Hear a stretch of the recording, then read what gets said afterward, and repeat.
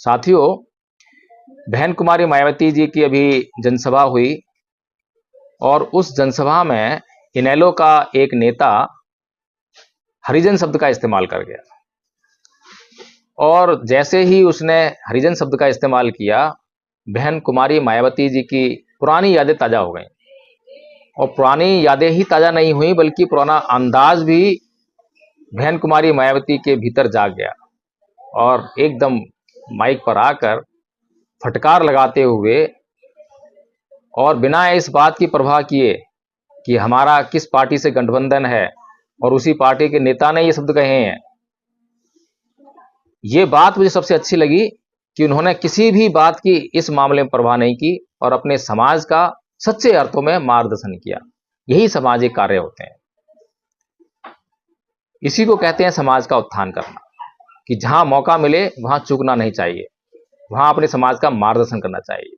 बाबा साहब के बारे में इनको जानकारी है, लेकिन ये भी जानकारी लेनी चाहिए कि SC ST के लिए क्या लफ्ज इस्तेमाल किया गया है।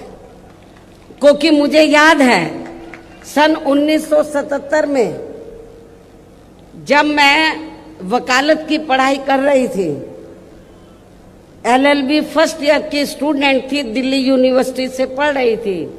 1977 में जनता पार्टी की सरकार बनी और इन्होंने वोट क्या कह के लिया था कि हम स्वर्गीय श्री बाबू जगजीवन राम जी को देश का प्रधानमंत्री बनाएंगे, जिसको कांग्रेस ने नहीं बनाया। कांग्रेस ने भी नहीं बनाया जिनको, और जनता पार्टी ने भी नहीं बनाया 77 में।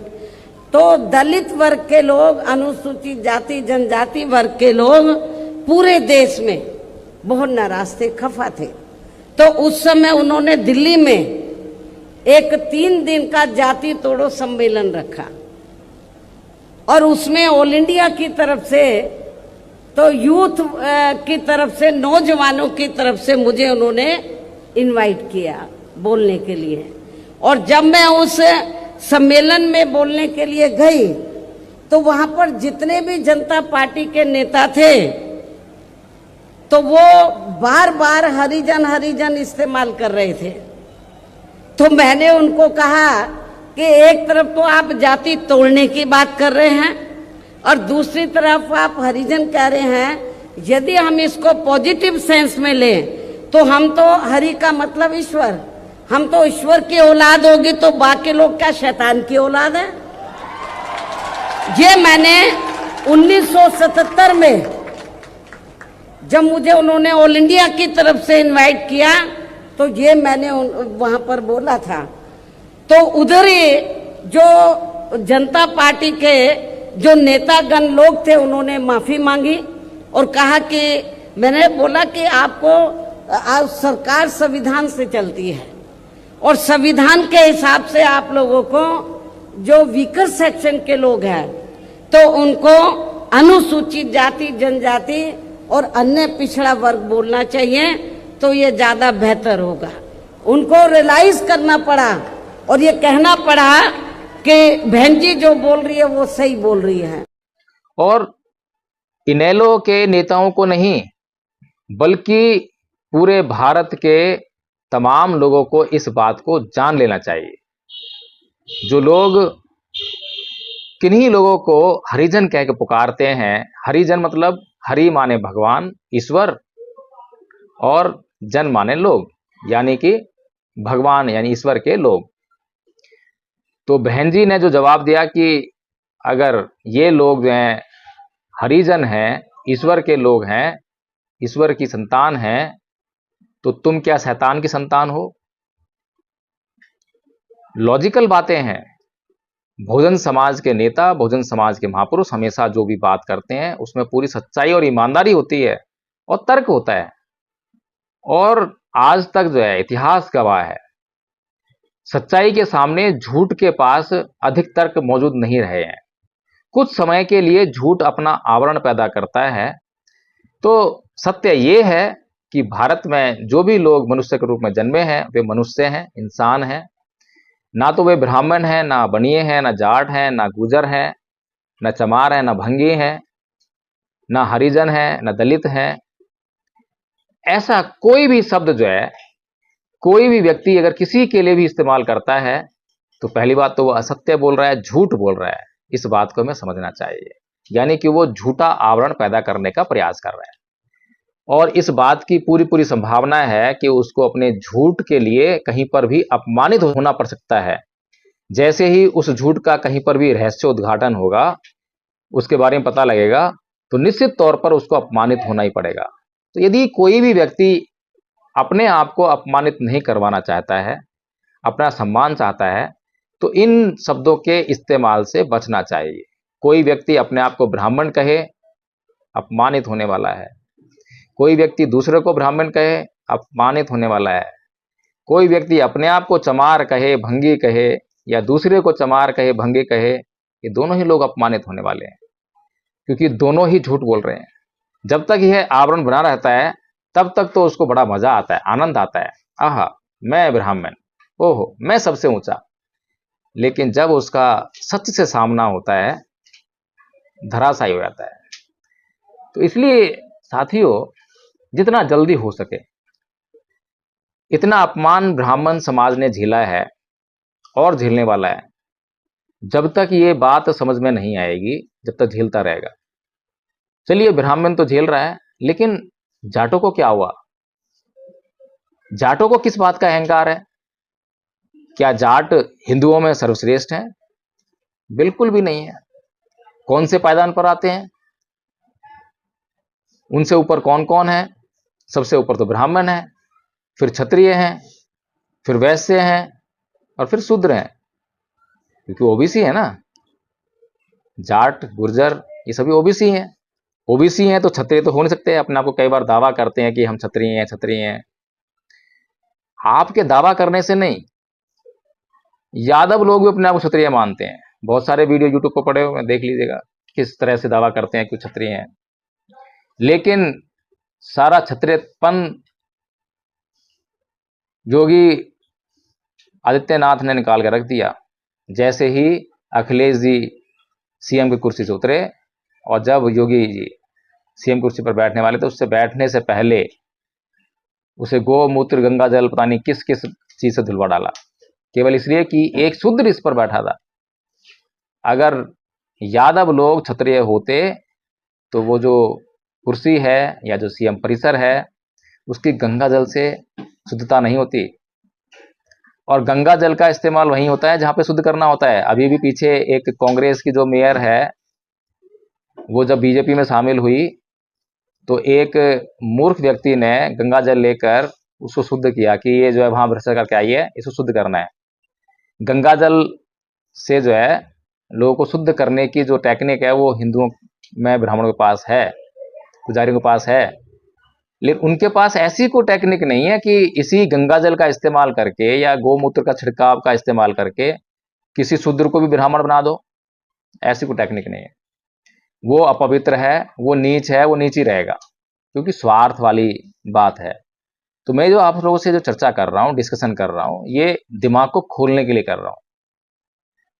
कोई भी आदमी जब तक नीच नहीं हो सकता, जब तक कि वह अपने आप को नीच ना मान ले। और भगवान बुद्ध क्या कह रहे हैं वसल सुत में कि न जच्चा वसलो होती, न जच्चा होती ब्राह्मणों, कमुनो वसला होती, कमुनो होती ब्राह्मणों। कि ना तो जन्म से कोई ब्राह्मण है, ना ही जन्म से कोई नीच है। आदमी कर्म से ही नीच बनता है और कर्म से ही ब्राह्मण बनता है। गांधी जी की भी बहुत बड़ी समस्या थी। गांधी जी बाबा साहब को बोल रहे हैं कि हर एक व्यक्ति को उसको अपने जाति के हिसाब से काम करना चाहिए। अब बाबा साहब तो बाबा साहब हैं, तपाक से पूछ बैठे, गांधी जी आप तो बनिया समाज में पैदा हुए, तो आपने बैरिस्टरी क्यों करी, वकालत क्यों करी, फिर आप पूजा पाठ करते हो। पूजा पाठ करना तो काम नहीं है बनिएगा, पूजा पाठ का काम तो ब्राह्मण का है। तो आप जो है इस वर्ण व्यवस्था को क्यों नहीं फॉलो करते हो? कुल मिलाकर ये है कि वर्ण व्यवस्था भी भेदभाव भरी है, पूरी भेदभाव भरी है।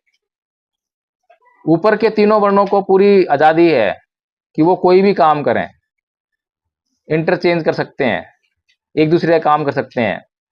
और तीनों वर्णों की हिम्मत नहीं है कि वो चौथे वर्ण का काम कर ले।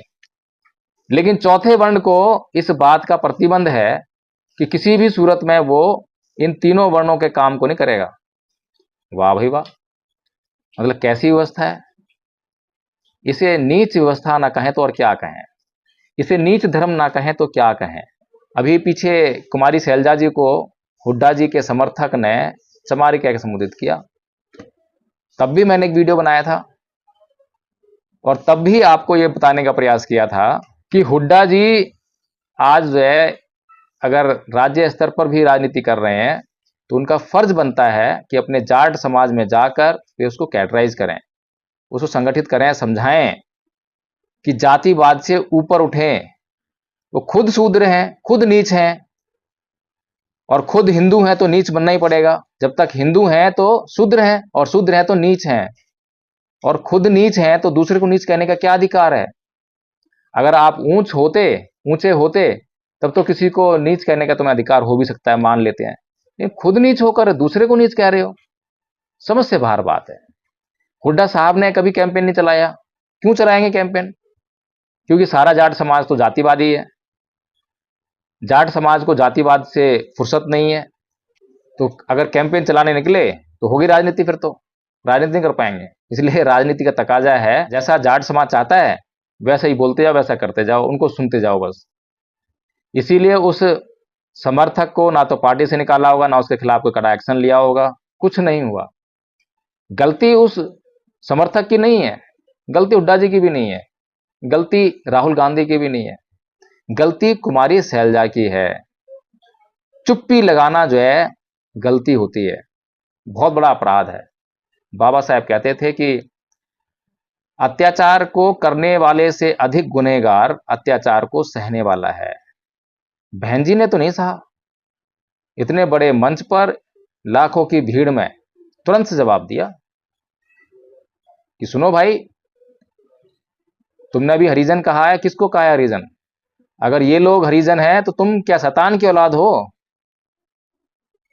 तो ये जो तेवर हैं, ये तेवर एक सामाजिक कार्यकर्ता के भीतर ही हो सकते हैं, जो समाज के लिए सोचता है।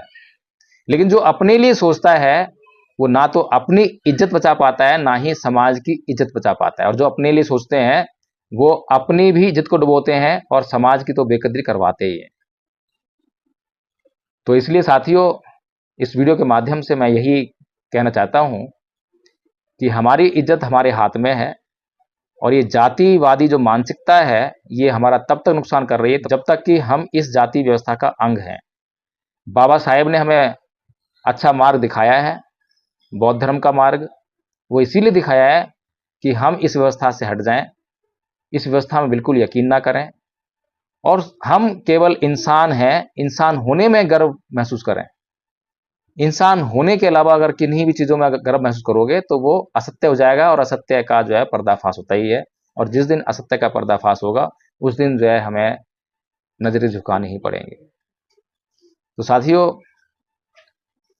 इस वीडियो को लाइक करें और कमेंट में बताएं कि बहन जी ने जो किया वो आपको कैसा लगा।